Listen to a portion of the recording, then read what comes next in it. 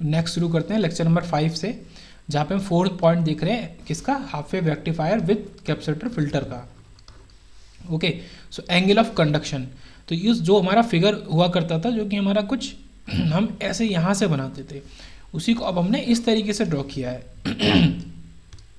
जिससे कि यहाँ क्या फ़ायदा है कि यहाँ पे नो ट्रांजिट पीरियड, यहाँ कोई ट्रांजिट पीरियड हम शो नहीं कर रहे हैं। पूरा जो भी है वो या तो चार्जिंग है या डिस्चार्जिंग है, ये हमारा चार्जिंग है, ये डिस्चार्जिंग है। तो जिस पॉइंट से डिस्चार्जिंग शुरू होती है उस पॉइंट को अब हमने t=0 लिया है, ये समझने वाली बात है। इस पॉइंट से डिस्चार्जिंग शुरू होती है और इस पॉइंट से चार्जिंग शुरू होती है, उसको हमने t=-Δt लिया है। मतलब ये जो है ये Δt है, ये छोटा सा डिफरेंस है। मतलब चार्जिंग बहुत कम समय के लिए हो रही है, सबको पता है, क्योंकि फास्ट चार्जिंग है, और डिस्चार्जिंग लंबे समय के लिए हो रही है क्योंकि स्लो डिस्चार्जिंग है। तो t=-Δt एंड t=0, ये 2 पॉइंट इंपॉर्टेंट है। तो जो डायोड है वो हमारा केवल इतने देर के लिए कंडक्ट कर रहा है, चार्जिंग वाले टाइम के लिए। सो डायोड कंडक्ट फ्रॉम t=-Δt से t=0 के लिए कंडक्शन हो रहा है।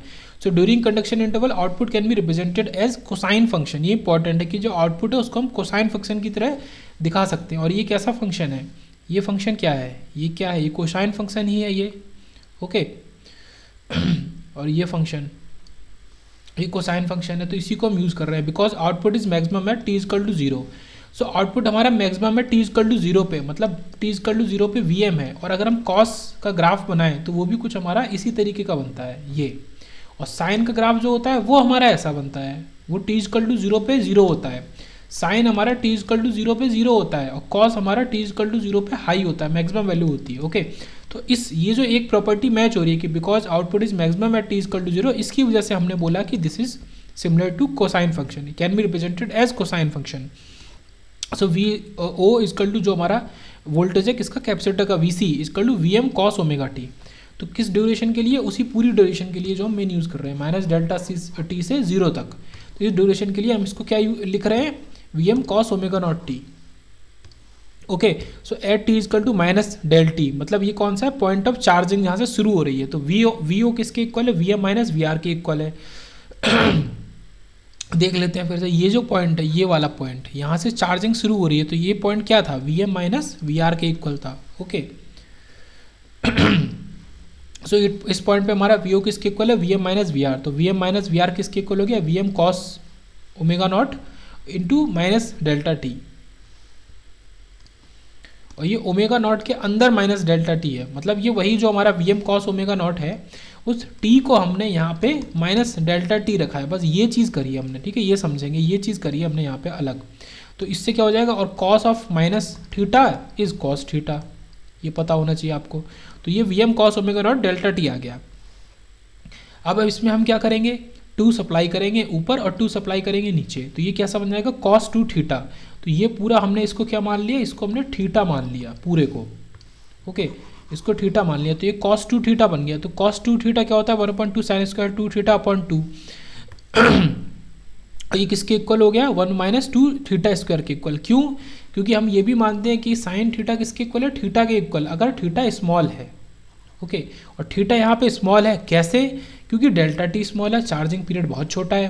सो Δt छोटा है तो वो मल्टीप्लाई होगा ω0/2 से, तो फिर वो पूरा ही छोटा हो जाएगा। तो इस वजह से अब ये समझना जरूरी है कि ये जो पूरा इसके अंदर की चीज़ को हम 1 - 2θ स्क्वायर लिखेंगे। ये जो पूरा है cos 2 के अंदर ये कंप्लीट, इसको हम ये लिखेंगे 1 - 2θ स्क्वायर। तो Vm इंटू 1 - 2θ स्क्वायर। तो देखो Vm इंटू 1 - 2 ये थीटा स्क्वायर, तो ये क्या हो गया, Vm/2 और इसको हमने 2 बाहर ले लिया, इससे कॉमन ले लिया, ये वाला 2 बाहर ले गया, तो ये 2 - ω0 square into Δt square.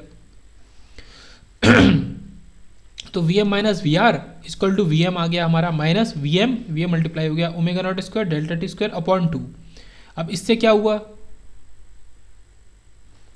Vr जो है हमारा, इससे Vm कट गया दोनों तरफ से, Vm-Vm, तो Vr इसके इक्वल आ गया, ये इंपॉर्टेंट है, Vm into ω0 square Δt square /2। So Vr इसके इक्वल आ गया, ये हमारा एक इंपॉर्टेंट इक्वेशन आई। उसके बाद तो ω0 Δt स्क्वायर किसके इक्वल है, 1/2 Vm/Vr या फिर 2 Vr/Vm।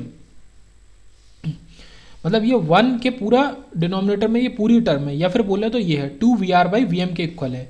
तो यहाँ से एंगल ऑफ कंडक्शन जो हम चाह रहे थे वो क्या होता है, वो होता है थीटा। मैं इसको बड़ा बड़ा लिख रहा हूँ, एंगल ऑफ कंडक्शन क्या होता है, थीटा। तो ये थीटा जो हमारा है वो किसके इक्वल है, omega naught into delta T के इक्वल है, ये हमें शुरू से पता है। तो वो किसके इक्वल आ गया, रूट ऑफ हमारा 2 VR/Vm। तो this is very important formula, जो थीटा एंगल ऑफ कंडक्शन ये कैपेसिटर वाले फिगर का, तो omega naught delta T is root 2 VR/Vm। Okay, यहाँ पे एंगल ऑफ कंडक्शन हमारा इन रेडियन आ गया, तो ये इंपॉर्टेंट है, ये याद कर लेंगे। अब बात करेंगे एवरेज करंट, तो आईडी एवरेज की, एवरेज डायोड करंट की बात करेंगे, आईडी एवरेज की। ओके, सो हमने ये फिगर बनाया सेम, और इस मूवमेंट पॉइंट पे हम केसीएल लगा देंगे। अब यहाँ पे 3 करंट आ रही है, एक तो हमारा करंट इधर डायोड से आ रही है जो कि आईडी एवरेज है। ओके, यही हमें निकालना है, आईडी कॉमा एवरेज यही हमें निकालनी है। एक करंट हमारा आरएल में जाएगी जो आईडीसी है, और एक करंट हमारा आईसी एवरेज जो हमारा कैपेसिटर में जाएगी। तो ये करंट ये 2 में डिस्ट्रीब्यूट हो रही है, तो इस पर केसीएल लगाएंगे। So ID average is IC average plus IDC. अब हमें आईडीसी तो पता ही होगा, लेकिन हमें आईसी एवरेज नहीं पता, उसको निकालना पड़ेगा। सो आईसी एवरेज क्या है, जो चार्ज मतलब जो करंट हमारा कैपेसिटर में जा रही है। ओके, ये कैपेसिटर है, इसमें जो करंट जा रही है वो आईसी एवरेज है। तो charge gain by capacitor during charging interval is equal to charge loss by capacitor during charging interval. तो चार्ज गेन क्या होगा, करंट इनटू टाइम, ठीक है। क्यू क्या होता है, आई इंटू टी, तो उसी का थोड़ा सा इसमें मॉडिफिकेशन करके I C average into delta T is equal to C into V R. यही लॉजिक हमने पहले भी यूज़ किया था। ओके, तो आई सी एवरेज आ गया C into V R by delta T, या बोले तो C into V R into 1/डेल्टा टी, इस तरीके से बोल सकते हैं। तो ये आई सी एवरेज आ गया। अब यहाँ पे एक चीज़ और समझने की बात है कि 1/डेल्टा टी क्या है। 1/डेल्टा टी हमने जो वो निकाला था ऊपर, omega naught into delta T, तो यहाँ से निकाल लेंगे, ये अपोजिट हो जाएगा। ओके, वी आर नीचे चला जाएगा, वी एम ऊपर चला जाएगा, तो वही चीज़ हो गई है, ठीक है। तो 1/डेल्टा T is omega naught into V M ऊपर आ गया, V M root V M upon 2 VR। ये कहाँ से आया, ये यहाँ से आया, लिख दिया है। ओके, यहाँ से आया ये। सो 1/डेल्टा टी, अब यही 1/डेल्टा टी को यहाँ रख देंगे, तो C into V R into omega naught ये आ जाएगा। सो आई सी एवरेज हमारा सब कुछ कर आके, और इसमें एफ नॉट सी है, सो ये हमारा ये आया। ओके, आई सी एवरेज ये आया। सो आई सी एवरेज में हम क्या लगाएंगे, एक तो C into V R upon delta T, तो सी इंटू वी आर तो लग ही रहा था पहले से, और वी आर को हम क्या लिख देंगे, I D C upon F not C. ये हमने कहाँ सीखा था, ये सबसे शुरू में सीखा था। मैंने बोला था कि ये सबसे ज़्यादा इंपॉर्टेंट फॉर्मूला रहेगा। Okay, so V R is I D C upon F not C. तो देखो I D C upon F not C से सी गया, और एफ नॉट से ओमेगा नॉट गया, क्योंकि ओमेगा नॉट किसके इक्वल होता है, 2 एफ नॉट, तो 2 बचा। ओके, तो ये क्या बचा, 2 आई डी सी बचा, और root V M upon 2 VR बचा। फिर इसको फर्दर सॉल्व करेंगे, तो I C average root 2 VM upon V R into pi into I D C बच गया। अब ये जो रूट 2 वाला था और ये 2 था, तो ये अंदर रूट 2 बच जाएगा ऊपर जाके। ओके, इस 2 को अगर इसके अंदर डालेंगे वो बन जाएगा 4, है ना। बाहर का 2 रूट के अंदर डालेंगे तो बन जाएगा 4, और इस 2 से ये 2 कट के 4 कट के 2 बचेगा। ओके, तो इस 2 से ये 4 कट के 2 बचेगा, तो ऐसे आ गया root 2 VM by V R into pi I D C. अब आई डी एवरेज हमें निकालनी थी मेन, तो वो क्या था, आई डी सी पहले किसकी इक्वल थी, I C average plus I D C. तो आई डी सी को हमने लिखा रहने दिया। अब आई डी सी इसमें भी ये क्या था, I D C plus I D C average, sorry I C average, ये आई सी एवरेज। तो इसमें भी आई डी सी है और इस आई एवरेज के अंदर भी आई डी सी है, तो उसको कॉमन ले लिया, फिर 1 प्लस पाई, तो ये हमारा फॉर्मूला आ गया। तो बाकी चीज़ें मैं हटा देता हूँ, ये तो ये हमारा इंपॉर्टेंट फॉर्मूला आ गया। इसमें आई डी एवरेज में आई डी सी रहेगा, 1 प्लस ये टर्म रहेगा, ठीक है, 2 VM बाई वी आर रहेगा। और जो इसके पहले हमने सॉल्व किया था उसमें वी आर ऊपर था, omega naught into delta T में 2 VR बाई वी एम था। ये मेन डिफरेंस है, याद रखेंगे, ठीक है, अपोजिट हो जा रहा है। I D average is I D C और 1 plus pi into root 2 VM upon V R. अब बात करेंगे पीक डायोड करेंट की। सो अब देखेंगे peak diode current. Okay, I D C, ठीक है, डायोड करेंट और पीक। सो ये किसके इक्वल होगा, I D C 1 plus 2 pi root 2 VM by V R, ठीक है।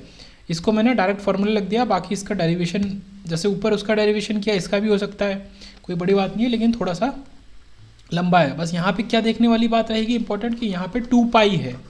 ओके, अगर हम पीक डायोड करंट की बात करेंगे और यहाँ अगर आई डी एवरेज की बात करेंगे, एवरेज करंट यहाँ पे पाई है, तो ये पाई और 2 पाई का मेन डिफरेंस है, यहाँ पे पाई है और यहाँ पे 2 पाई है, तो ये डिफरेंस याद रखेंगे।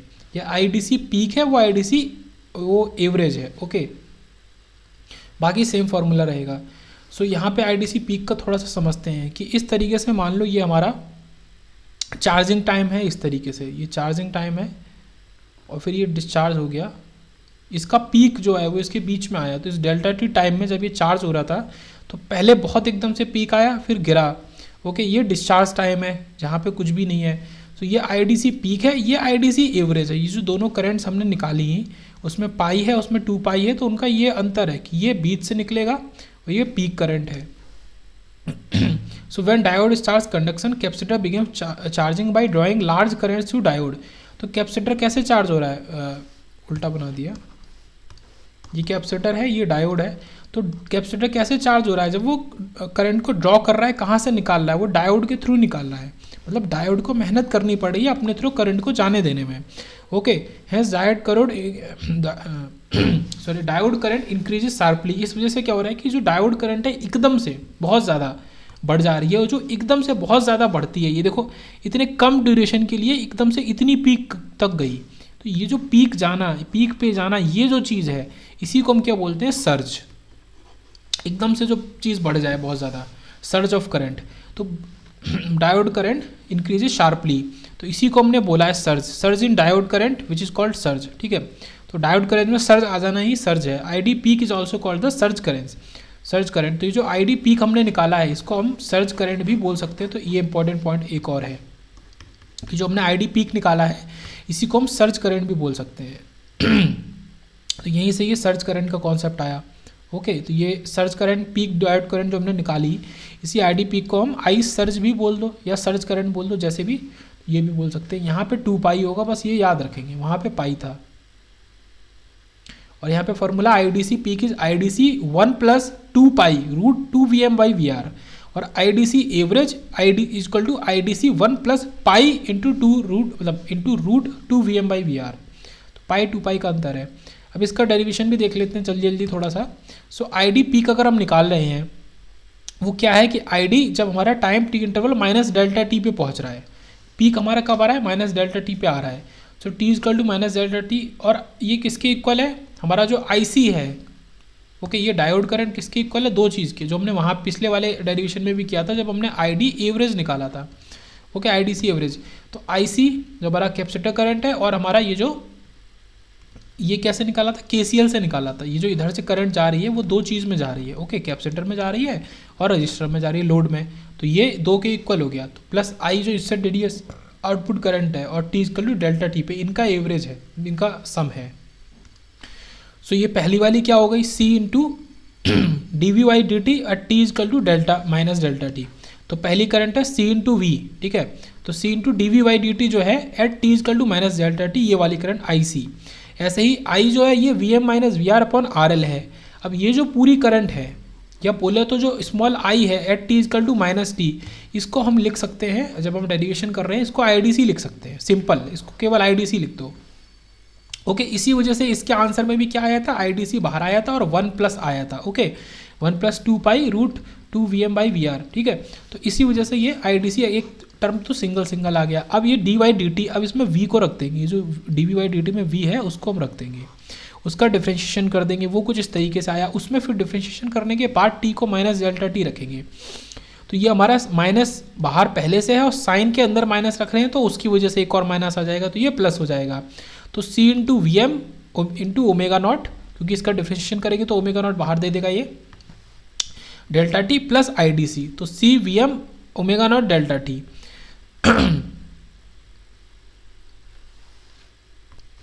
ये ω0 स्क्वायर हो जाएगा, क्यों यहाँ पे ये लॉजिक लगे, ये डिफरेंट लॉजिक्स लगे हैं कि साइन थीटा अगर छोटा है तो मतलब हमारे स्मॉल एंगल, तो उसको थीटा के इक्वल लिख देंगे।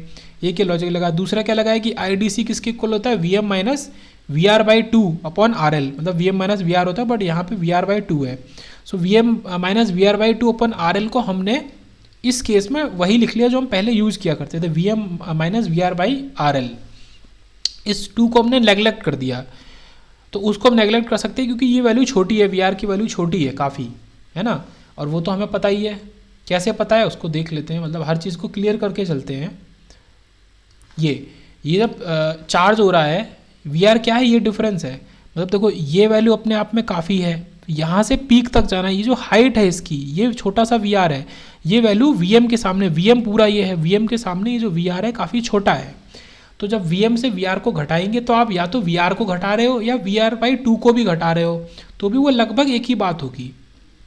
ओके, इस वजह से हमने ये जो वी आर बाई 2 है इसको हमने वी आर ही मान लिया है। मान लो ये 20 वोल्ट है for example, V M 20 volt है, वी आर हमारा 2 वोल्ट है। अब इससे जब 20 से 2 वोल्ट घटा रहे हैं और 2/2 घटा रहे हैं, मतलब 1 वोल्ट घटा रहे हैं, तो 19 देगा। अगर केवल वी आर को घटा दो तो 18 देगा, तो 18 और 19 एक ही जैसा माना जा सकता है। तो इस वजह से हमने वी आर बाई 2 को नेगलेक्ट करके डायरेक्ट यहाँ पे V M minus V R को यूज़ कर लिया है। ओके, तो ये ओमेगा नॉट स्क्वायर बन जाएगा क्योंकि ओमेगा नॉट बाहर से पहले से है, तो इस तरीके से ये हो गया। अब इसी वजह से हमने क्या किया कि एक वी एम ओमेगा नॉट को तो लिख लिया और एक ओमेगा नॉट टी जो अलग से है क्योंकि ओमेगा नॉट स्क्वायर है उसको हमने ये लिख लिया रूट करके 2 V R by V M.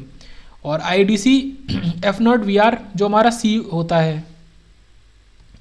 अब ये फॉर्मूला भी मैंने निकाला था जब हमने उस चीज़ को पढ़ा था, तो मैंने कहा था कि देखो यहाँ से इतने सारे फॉर्मूले बन सकते हैं।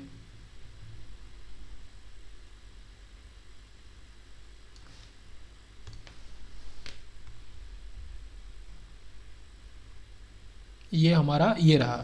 देखो जब हमने V R equal to I D C into T naught upon C निकाला था, तो मैंने क्या कहा था, इससे आई डी सी का फॉर्मूला बन सकता है, इससे सी का बन सकता है।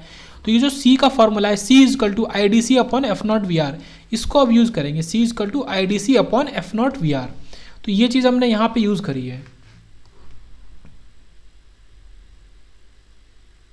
ओके, तो ये जो सी है इसको I D C upon F not V R, ये डी सी एक साथ है, इसको यूज़ किया, इसको एज इट इज़ लिख दिया, और ओमेगा नॉट टी जो एक इससे निकलेगा क्योंकि स्क्वायर है तो इसको हमने ये लिख दिया, और प्लस आई डी सी। तो सारी चीज़ें क्लियर होनी चाहिए, एक टर्म, 2 टर्म, 3 टर्म और ये अलग। इसमें आई डी सी को कॉमन ले लेंगे तो ये हमारा वही वैल्यू दे देगा। इसमें ये वी आर है, ये रूट वी आर है, वो कट कटा के जो भी मिलना होगा तो वो हमको कुछ इस तरीके से मिल जाएगा, 1 + 2 pi root 2 V M by V R. ये फॉर्मूला पहले से पता है।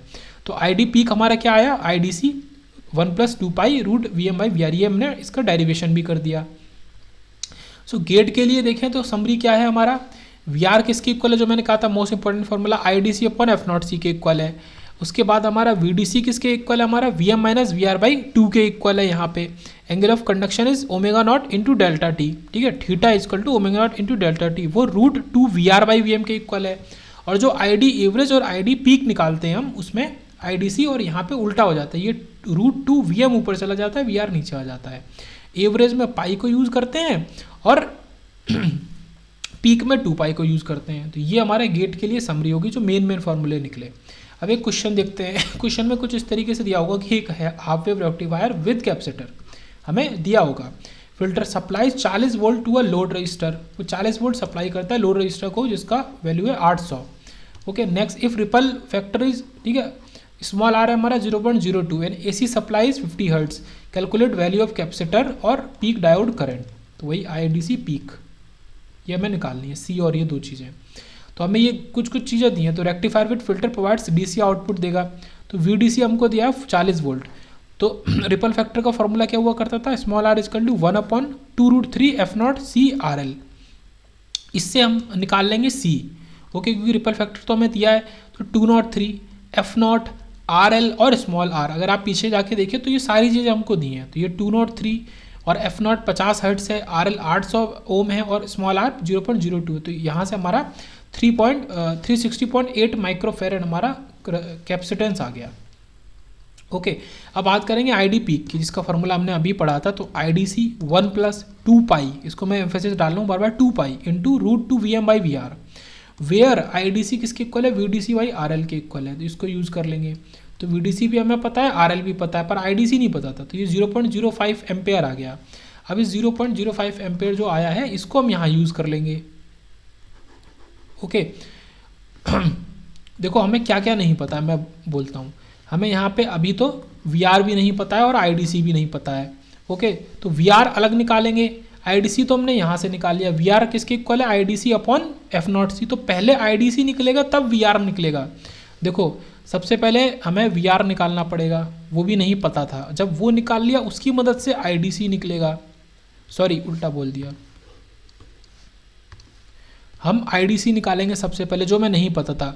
उसके बाद हम VR निकालेंगे वो IDC की मदद से, और उसके बाद हम इसको इसमें लगाएंगे ID पीक में।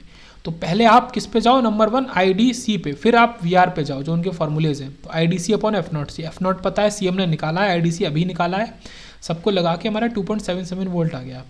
अब VDC जो होता है वो हमारा VM माइनस VR/2 है, उसको यूज़ कर लेंगे हम। तो VM किसके इक्वल हो जाएगा, ये माइनस उधर जाके प्लस हो जाएगा, तो VDC प्लस VR/2। तो हमने VM निकाला। अब यहाँ पे देखो VM भी नहीं पता था, ये VM भी नहीं पता था, और इस VM को निकालने के लिए हमें VR पता होना चाहिए। तो ये जो हमारी चेन बनी है, क्या VM के बाद फिर हम निकालेंगे किसको, VM को, VR के बाद। तो VM भी नहीं पता है, तो मैं इसको हाईलाइट कर दूँ। देखो IDC नहीं पता है, जब वो पता करेंगे तब VR निकालेंगे, VR नहीं पता था, जब VR निकाल लेंगे तो हम VM निकालेंगे, VM नहीं पता था। तो ये फॉर्मूलेज लगा के आखिरी में इन सबकी वैल्यू रखेंगे, तो IDC या IDP हमारा आ जाएगा 1.77 एम्पियर। कुछ इंपॉर्टेंट पॉइंट्स देखते हैं नेक्स्ट, कि if capacitor is use as a filter in half wave rectifier, then अगर कैपेसिटर को एज अ फिल्टर यूज़ करते हैं तो डायोड जो है उसकी हायर करंट रेटिंग होनी चाहिए। क्यों, क्योंकि हमने देखा कि कैपेसिटर क्या करता है, चार्ज होने के लिए सर्ज करंट लेता है, एकदम से बहुत हाई अमाउंट में करंट फ्लो करवाता है डायोड के थ्रू। तो अगर उसकी हायर करंट रेटिंग नहीं होगी तो वो उड़ जाएगा, बेकार हो जाएगा। Okay, so because surge current is very strong, वही वाला point. Diode should have higher voltage rating also. क्यों, क्योंकि यहाँ पे PIV मैंने इस पॉइंट को नोट करके बोला था उस समय कि हम भले ही हाफ वेव रेक्टिफायर पढ़ रहे हैं, पर यहाँ पे PIV हमारा 2 VM है। तो ये इंपॉर्टेंट बात रहेगी कि यहाँ पे PIV हमारा 2 VM है। और ड्यूटी साइकिल ऑफ डायोड क्या होगा, ड्यूटी साइकिल क्या होता है कि जितना आप मतलब T on time upon total time. तो T ऑन क्या है कि जब वो चार्ज हो रहा है, यहाँ पे T ऑन क्या है कैपेसिटर के लिए, उसका कंडक्शन इंटरवल, ये डायोड के लिए। तो जब डायोड कंडक्ट कर रहा है, और अपॉन टोटल टाइम पीरियड, ये ड्यूटी साइकिल है डायोड की। नेक्स्ट हम शुरू करते हैं full wave rectifier with capacitor filter. So this is FWR with capacitor filter. Okay, तो हाफ वेव देखा, अब हम देखेंगे फुल वेव। यहाँ पे अभी हम सेंटर टैप फुल वेव ले रहे हैं। ओके, सेंटर टैप, तो ये हमारा डायग्राम है, तो सब कुछ सेम रहेगा। सेंटर टैप आपने अच्छे से पढ़ा था, बस यहाँ पे जो हम कैपेसिटर लगाएंगे उसको पैरेलल में लगाएंगे। ये स्टेटमेंट भी मैंने वहाँ पे एम्फेसिस दिया था कि विद पैरेलल, इन पैरेलल। तो जो वोल्टेज इसके थ्रू है वही हमें आउटपुट में मिलेगा, जैसा कि हम हाफ वेव में भी देख रहे थे। तो अभी तक कोई बड़ा डिफरेंस नहीं है।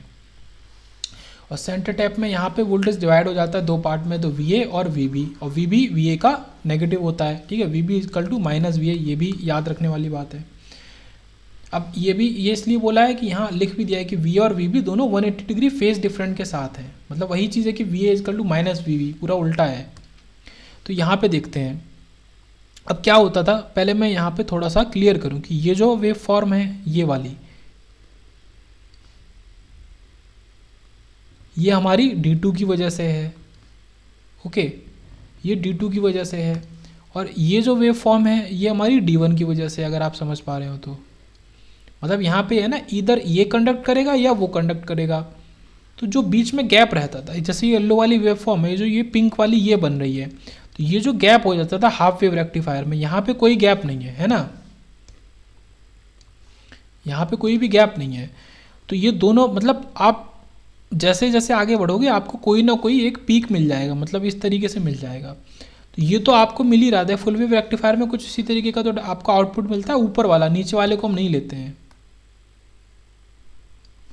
ओके, तो ये चीज़ यहाँ पे हो रही है। अब यहाँ पे डिफरेंस क्या होगा कि यहाँ पे जब ये आप ऐसे जाओगे तो ये चार्ज होगा, फिर ये डिस्चार्ज होगा, बट उतना डिस्चार्ज नहीं होगा। देखो वहाँ पे कहाँ तक डिस्चार्ज होता था, वहाँ पे यहाँ तक डिस्चार्ज होता था। अब ये डिस्चार्ज होगा थोड़ी ड्यूरेशन के लिए, फिर से चार्ज होगा और फिर से डिस्चार्ज होगा। ओके, फिर से चार्ज होगा, फिर से डिस्चार्ज होगा। और चार्जिंग डिस्चार्जिंग वैसे ही चलती है, जैसे जैसे वेवफॉर्म को टच करेगा और ऊपर बढ़ेगी वेवफॉर्म, तो चार्ज हो रहा है और फिर डिस्चार्ज हो रहा है। तो देखो ये डॉटेड वाला बनाया है, ये तो ये प्रीवियस वाला फिगर था, इसमें ये बना है, ये फिर से चार्ज और डिस्चार्ज कुछ इस तरीके से चल रहा है। तो यहाँ पे ये चीज़ है कि डिस्चार्जिंग का टाइम चार्जिंग के सामने उतना ज़्यादा बड़ा नहीं है, वहाँ पे बहुत बड़ा था, यहाँ पे उतना ज़्यादा बड़ा नहीं है। बस इतनी बात को हम बोल सकते हैं। ओके, और बाकी फिर वही चीज़ें हो गई कि कब कौन फॉरवर्ड बायस है, कौन नहीं है। तो देखो ये 0 से T1 तक मैं यहीं बता देता हूँ। 0 से T1 तक चार्ज हो रहा है तो दोनों फॉरवर्ड बायस हैं। ओके, मतलब पहला वाला फॉरवर्ड बायस है, इसमें D1 फॉरवर्ड बायस है। फिर डिस्चार्ज हो रहा है, और देखो डिस्चार्ज तभी होगा जब दोनों ही रिवर्स बायस होंगे। अगर एक भी फॉरवर्ड बायस नहीं है तभी हमारा आगे करंट नहीं जा रही है। तो यहाँ पे बोथ, ठीक है, ये लिखा है बोथ डायोड हमारा रिवर्स बायस। उसके बाद फिर से इतनी ड्यूरेशन के लिए अब यहाँ पे D1 नहीं D2 फॉरवर्ड बायस है। उसके बाद फिर से ये डिस्चार्ज हो रहा है तो हमारा दोनों रिवर्स बायस। फिर आगे बढ़ा, अब इस ड्यूरेशन के लिए फिर से D1 हमारा फॉरवर्ड बायस है और ये डिस्चार्ज हो रहा है तो बोथ रिवर्स बायस। फिर आगे बढ़ेगा तो इस बार हमारा कौन है, इस बार हमारा D2। तो इस तरीके से एक बार की चार्जिंग में D1 फॉरवर्ड बायस हो रहा है, दूसरी बार की चार्जिंग में D2 फॉरवर्ड बायस हो रहा है। इस तरीके से हमारा काम हो रहा है। और यहाँ पे जो टाइम पीरियड है वो भी हमारा कम हो जाएगा। वो जो 1 कंप्लीट साइकिल होती थी वो पहले कितनी होती थी, 1 कंप्लीट साइकिल अगर हम इसके लिए देखें यहाँ से लेके और यहाँ तक होती थी, क्योंकि ये बीच वाली वेवफॉर्म थी नहीं, तो ये पूरी 1 कंप्लीट साइकिल होती थी।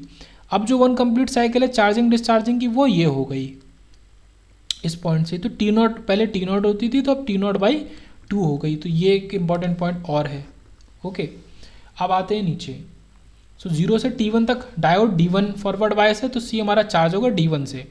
कब तक चार्ज होगा, VM तक चार्ज होगा, जो हमारे नॉर्मल पॉइंट पीछे चलते थे वही है। फिर T1 से T2 तक C डिस्चार्ज होगा slowly through RL and increases by small amount VR। तो ठीक है, ये सेम स्टेटमेंट है, VR से वहाँ घटता था, हमने भी यहाँ VR ही अज्यूम किया है। Okay, both diodes are in reverse bias, तो इसके लिए दोनों डायोड रिवर्स बायस होंगे। फिर T2 से T3 तक, फिर मैंने क्या बोला, पहले D1 के थ्रू हो रहा है, अब D2 के थ्रू होगा। तो D2 हमारा फॉरवर्ड बायस है, C charges through D2 up to VM, D2 becomes conduction, D2 forward bias. फिर हमारा T3 से T4 तक, फिर हमारा सेम जैसा T1 से T2 तक होता है कि ठीक है, बोथ रिवर्स बायस। तो इसको मैंने डिटेल में समझा दिया। फिर बात करते हैं capacitor discharges and charges once in half time period. तो यहाँ पे हाफ टाइम पीरियड में एक बार चार्ज और डिस्चार्ज हो रहा है। और ये हाफ क्यों बोल रहे हैं, क्योंकि ये जो T0 ले रहे हैं ये किसका T0 था, ये हाफ वेव जो रेक्टिफायर का T0 था उसको लेके रेफरेंस, एज ए रेफरेंस लेके हम बात कर रहे हैं। सो अब T discharge plus T charge T0/2 के इक्वल होगा। ओके, फिर हम वही बात बोल सकते हैं कि T डिस्चार्ज जो है वो T0/2 के हमारा इक्वल है। क्यों, क्योंकि T डिस्चार्ज काफ़ी बड़ा है उसके सामने। तो देखो एक चीज़ समझो, जब हमारा T0 इतना बड़ा था मान लो, तो उसके सामने करीब T डिस्चार्ज इतना बड़ा होता था। अब मैंने क्या कहा, T डिस्चार्ज हमारा घटा है, बट फिर हमने T0 को भी तो आधा मान लिया ना, ये भी तो देखो। तो उसके सामने फिर वही बात आ गई कि T0 के सामने T डिस्चार्ज इक्वल है, तो यहाँ पे भी T डिस्चार्ज हमारा T0/2 के इक्वल हो जाएगा। अगर हम यहाँ पे ये कहें कि T0 के इक्वल है T डिस्चार्ज, तो ये गलत हो जाएगा कहना, ये गलत हो जाएगा फुल वेव में। क्यों, क्योंकि वो T0/2 के आधे के आप अज्यूम कर सकते हो, इसके सामने नहीं हो सकता। क्यों, क्योंकि अब देखो T0 नया वाला इतना है यहाँ पे, अब ये तो करीब इसका मतलब काफ़ी अंतर पड़ रहा है, इक्वल नहीं कह सकते, बट हम T0/2 के इक्वल कह रहे हैं। ओके, तो वही चीज़ की T डिस्चार्ज बड़ा है T चार्ज से, तो T0/2 के इक्वल T डिस्चार्ज को कह रहे हैं। अब एनालिसिस करते हैं वही चीज़ों का जो हमने वहाँ पे किया था।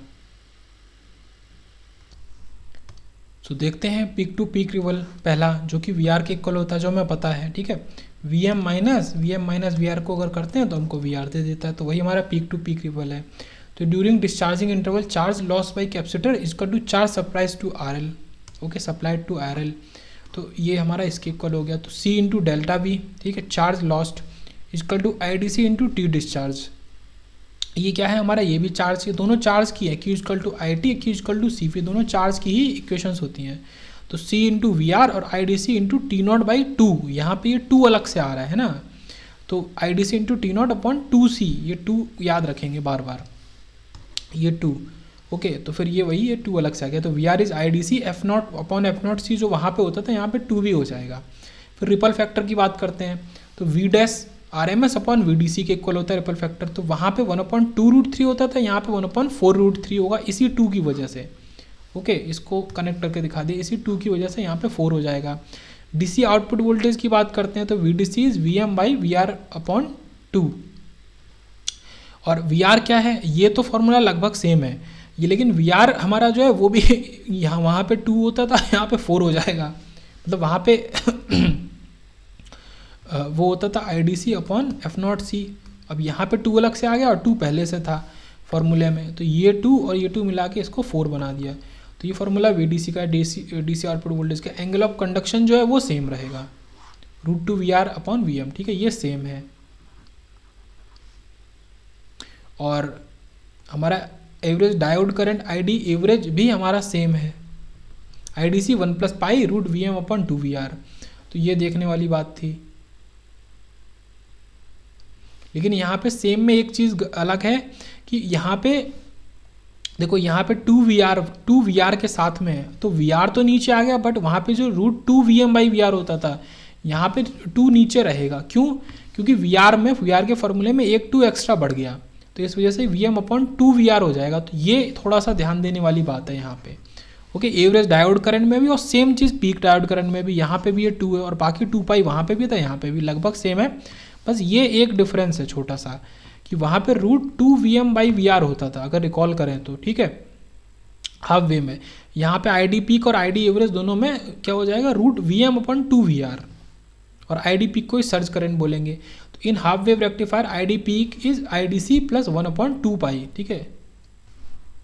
और 2 ये मैंने जो पॉइंट बोला उसको यहाँ दिखा भी देंगे, 2VM/VR, और यहाँ पे यहाँ पे VM/2VR हो जाता है। Surge current is greater in half wave rectifier than in full wave rectifier. वो दिख ही रहा है, देखो यहाँ पे 2 ऊपर है, वहाँ पे 2 नीचे है फुल वेव में, तो हाफ में हमारा क्या हो गया, ग्रेटर हो गई इस वजह से, ठीक है। यहाँ पे 2 ऊपर है, वहाँ पे 2 से डिवाइड हो रहा है, तो सर्ज करंट हमारा हाफ में ज़्यादा है, तो फुल वेव रेक्टिफायर इसलिए हमारा अच्छा हो गया। So if RL is disconnected, वही वाला कॉन्सेप्ट कि अगर RL को डिसकनेक्ट कर देते हैं तो कैपेसिटर चार्ज नहीं होगा, और चार्ज मतलब डिस्चार्ज नहीं होगा। डिस्चार्ज किसके थ्रू होगा, किसी के थ्रू नहीं। तो जो VC का जो पीक वैल्यू है वो VM पे होके सेट होके रह जाएगा, फिक्स होके रह जाएगा। अब देखो ये VM बन गया, और ये हमारा पॉजिटिव साइकिल में तो चार्ज हो गया। अब नेगेटिव साइकिल में ये इसकी नेगेटिव साइकिल आ गई, पर वो तो हमारा VM बन के रह ही चुका है। तो इस वजह से यहाँ क्या मिलेगा, जो हमने पहले भी डिस्कस किया है, इस वाले डायोड में, एक डायोड में 2VM मिलेगा, हेंस V0 इज VM। तो PIV हमारा 2VM यहाँ पे भी होगा, तो PIV डज नॉट चेंज। तो PIV हमारा चेंज नहीं हो रहा हाफ और फुल में। और यहाँ पे मैं बार बार बोल रहा हूँ कि half wave rectifier with capacitor filter में PIV 2VM होता है, जो कि सिंपल हाफ वेव रेक्टिफायर में केवल VM होता था। तो यहाँ पे हाफ वेव में 2VM है और फुल वेव में तो है ही 2VM। तो surge current is greater in half wave rectifier than in full wave rectifier. If C is use as a filter in full wave rectifier then, तो क्या क्या चीज़ें हो रही हैं, तो डायोड की हमारा हायर करंट रेटिंग होनी चाहिए, ठीक है, बिकॉज सर्ज करंट उससे फ्लो होगी जो कि स्ट्रॉन्ग है। तो ये सेम पॉइंट रिपीट हो रहा है। फिर डायोड के पास सेम वोल्टेज रेटिंग होनी चाहिए एज दैट विदाउट कैपेसिटर। तो कैपेसिटर हो या ना हो, सेम वोल्टेज रेटिंग होनी चाहिए, क्योंकि वो तो चेंज हुई नहीं है, 2VM ही है। तो इफ विंड अगर मान लो, ये इंपॉर्टेंट पॉइंट है कि अगर एक डायोड हमारा डिफेक्टिव हो जाता है किसी वजह से, then centre tap and bridge rectifier will act as full wave rectifier. तो अगर एक डायोड डिफेक्टिव हो गया मान लो, तो फिर ये डायोड डिफेक्टिव हो गया, तो फिर ये पाथ का मतलब ही नहीं है। ओके, तो ये पाथ का मतलब नहीं है, ये चीज़ हमारा ऊपर ऊपर ही ये काम करता रहेगा। यहाँ ये है और यहाँ भी है, और जब ये खुल जाएगा, तो जब ये मान लो ओपन हो गया, तो ये पॉइंट मान लो ये ग्राउंड बन गया, तो फिर ये क्या कहेंगे कि ये भी ग्राउंड से जुड़ा है, ये भी ग्राउंड से जुड़ा है, आगे भी हमारा रजिस्टर भी ग्राउंड से जुड़ा है, सब ग्राउंड से ही जुड़ गया, और यहाँ भी ग्राउंड है। तो क्या हो जाएगा, इन सबको एक साथ जोड़ देंगे। तो जब एक साथ जोड़ देंगे तो ये कैसा फिगर बन जाएगा, हाफ वेव रेक्टिफायर का ही फिगर बन जाएगा। तो अगर एक डायोड डिफेक्टिव हो जाता है full wave rectifier with capacitor में, तो वो half wave rectifier with capacitor की तरह काम करेगा। ओके, अब एक क्वेश्चन देख लेते हैं लास्ट में। A full wave rectifier uses capacitor of 500 microfarad to load resistor of 750 ohm. Okay, if secondary voltage with respect to centre tap is 60 volt RMS। तो देखो मैंने क्या बोला था, ये चीज़ जैसे ही आती है तो इसको क्या करेंगे, इसको इसके इक्वल रख देंगे VM/√2, क्योंकि RMS वैल्यू है इक्वल टू 60, तो VM डायरेक्ट आ जाएगा 60√2। तो सबसे पहले तो यही काम करना है क्वेश्चन को देखते ही। और क्या बोल रहा है, AC supply frequency is 50 hertz, तो ये सप्लाई फ्रिक्वेंसी की बात कर रहा है। Calculate DC load current, voltage, peak to peak ripple और एवरेज डायोड करंट, जो डिफरेंट चीज़ें को कैलकुलेट कर लेंगे। तो देखो ये 60 दिया था, तो 60 ऊपर 60 नीचे, इससे मैंने डायरेक्ट VM निकाल लिया, जो क्या क्या 60√2। अब VDC के किसके इक्वल है, फॉर्मूला याद हो जाना चाहिए, अब तक इतनी बार रिपीट हुआ है कि VM - VR/2 के इक्वल है VDC। VDC IDC RL के भी इक्वल होता है, और VR हमारा IDC अपॉन ये हो जाएगा, क्योंकि 2 इधर है 2 इसमें होता है, तो 4 हो जाएगा, 4 F0C के इक्वल हो गया। अब यहाँ से हम IDC को निकाल लेंगे, तो IDC को निकालने के लिए VM पता होना चाहिए, पता है, इसको उस तरफ ले जाएंगे, कॉमन ले लेंगे, तो इसकी मदद से IDC हमारा इतना आ जाएगा। सॉल्व कर लेंगे आप, तो आपको ये आंसर मिलेगा IDC का। ओके, VDC क्या है, IDC इंटू RL, तो ये हम निकाल ही लेंगे क्योंकि आईडीसी हमने निकाल लिया है अब, है ना, आईडीसी निकाल लिया है और आरएलएम को क्वेश्चन में गिवन है, तो इसकी ये वैल्यू दे देगा। फिर बात करते हैं वीआर की, ठीक है, पीक रिपल वोल्टेज, तो peak to peak ripple voltage तो आईडीसी अपॉन 2 F0C होता है यहाँ पे, तो ये 2.23 दे देगा, ये सेम होता है, सॉरी यहाँ पे 2 एक्स्ट्रा होता है हाफ वेव रेक्टिफायर के कंपैरिजन में, वहाँ पे 2 नहीं होता हाफ वेव रेक्टिफायर में, वहाँ पे वीआर हमारा आईडीसी अपॉन F0C होता है केवल। और आईडीसी एवरेज 1/पाई होता है, अगर एवरेज की बात कर रहे हैं ना, मैं बार बार रिमाइंड करा रहा हूँ किस चीज़ में क्या आ रहा है, अगर एवरेज की बात कर रहे हैं तो आईडीसी 1+पाई है, बट यहाँ पे 2 VM/VR की जगह VM/2 VR हो जाता है। इसमें वैल्यूज रख के इसको सॉल्व कर लेंगे।